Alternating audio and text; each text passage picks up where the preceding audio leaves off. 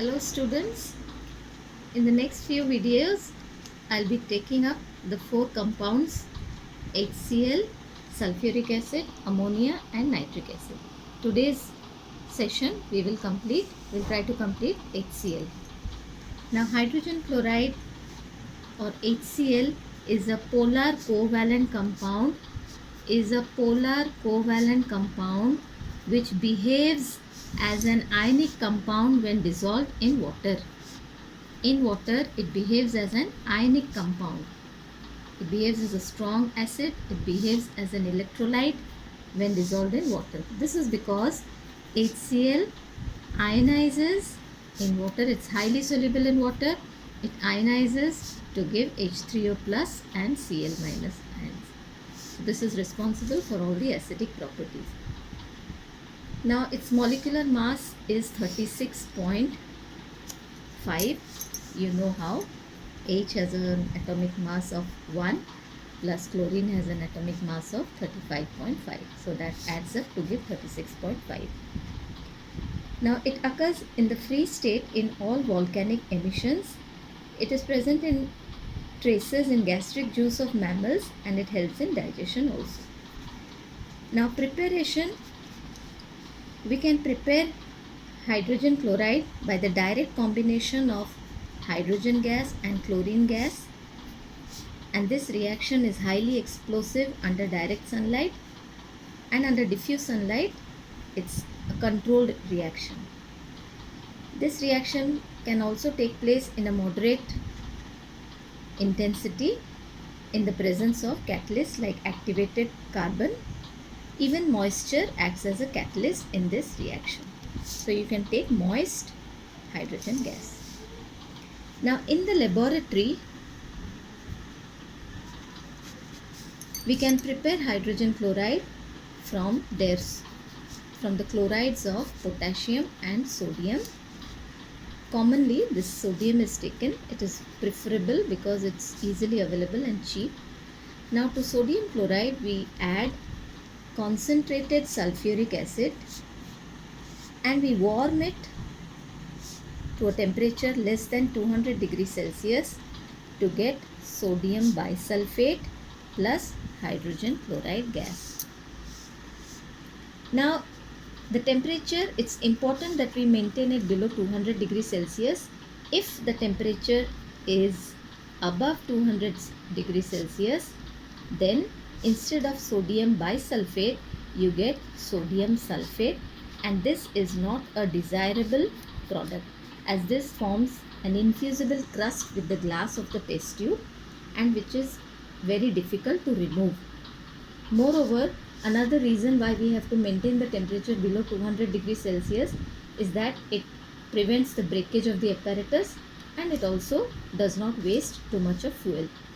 So these are the three reasons why we have to maintain the temperature below 200 degrees Celsius. Now hydrogen chloride gas is 1.28 times heavier or denser than air. Hence it is collected by upward displacement of air. Upward displacement of air. Now this gas is highly soluble in water. It is highly water soluble. Hence it cannot be collected over water. Now this high solubility of hydrogen chloride in water can be demonstrated by a fountain experiment which I am going to explain now. Please pay attention. Fountain experiment. Now 1 volume of water dissolves about 252 volumes of hydrogen chloride gas. It is that soluble. Now in the fountain experiment what you do, you take a round bottom flask filled with HCl gas. You invert this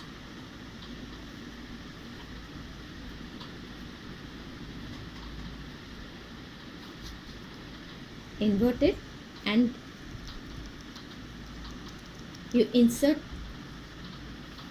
one jet, a glass jet which is tapering at one end, and through the other hole you take a rubber dropper which contains water. Now what you do, you squeeze this rubber dropper and the water squeezes out and falls in this round bottom flask.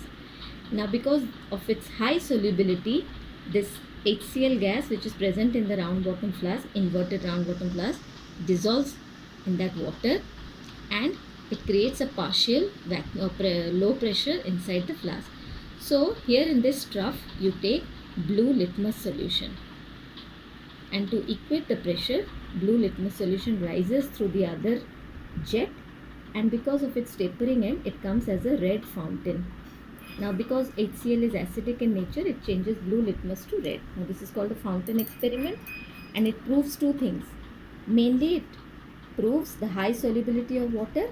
Second, that it's acidic in nature. Because the blue litmus solution, this solution is blue in color, and when it comes out through this jet, it appears red. The fountain will appear as red color. Now, identification of the gas. The gas can be identified or tested by bringing a glass rod dipped in ammonium hydroxide solution and showing it near the mouth of the gas jar or test tube. Now what happens? Dense white fumes of ammonium chloride is seen. This is a test to identify HCl gas, hydrogen chloride gas. Now the precautions to be taken during the laboratory method of preparation is, one, I told you the temperature has to be maintained below 200 degrees Celsius, and you have to take concentrated sulfuric acid and not any other acid, because concentrated sulfuric acid is non-volatile in nature. You cannot use nitric acid in its place.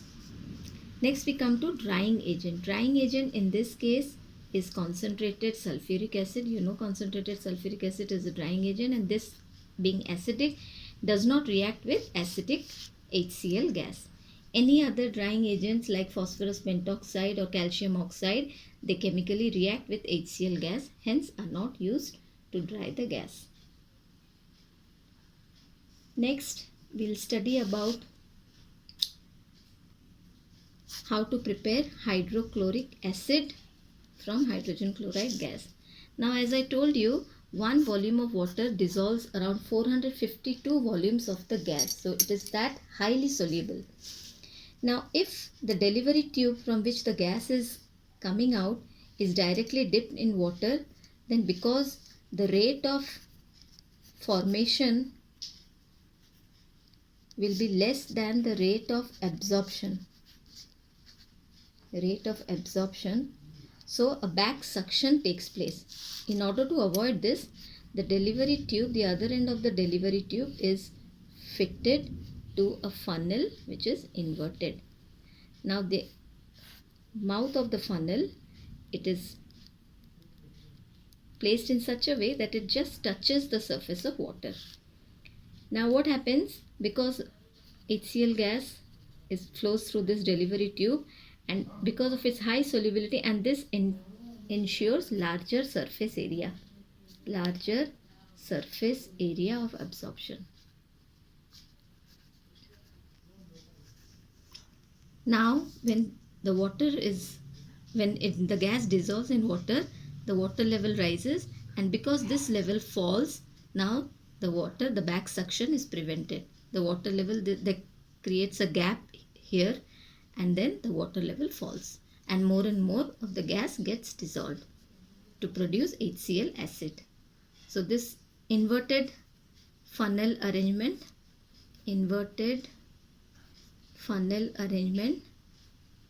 ensures larger surface area of absorption and prevents back suction. This is asked in give reasons also. Prevents back suction. Clear?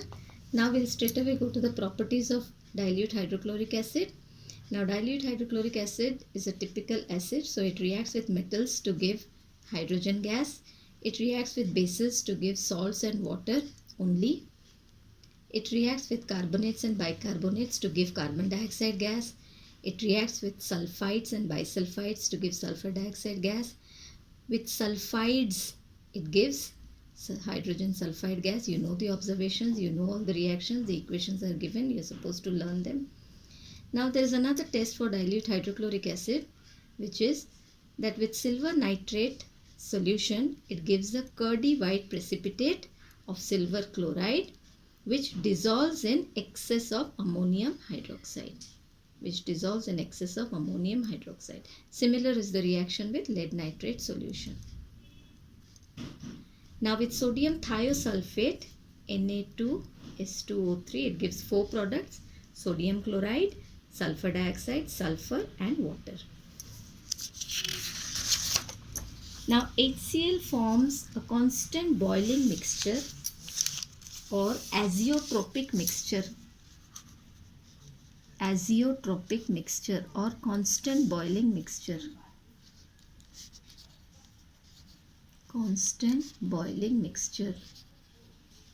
This is a mixture which does not change its composition. An azeotropic mixture is a mixture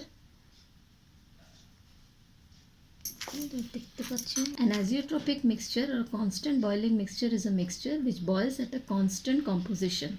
That means at this HCl gas forms a constant boiling mixture at 109 degrees.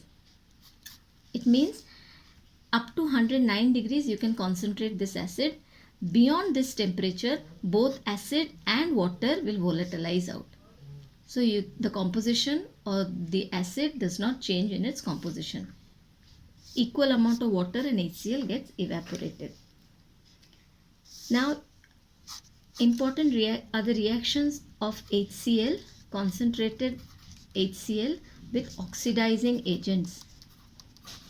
Now, oxidizing agents like MnO2, PbO2, red lead or Pb3O4, potassium permanganate or acidified potassium dichromate. All these oxidizing agents will oxidize HCl to give a greenish yellow chlorine gas.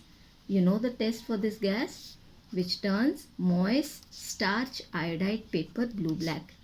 Moist starch iodide paper blue-black.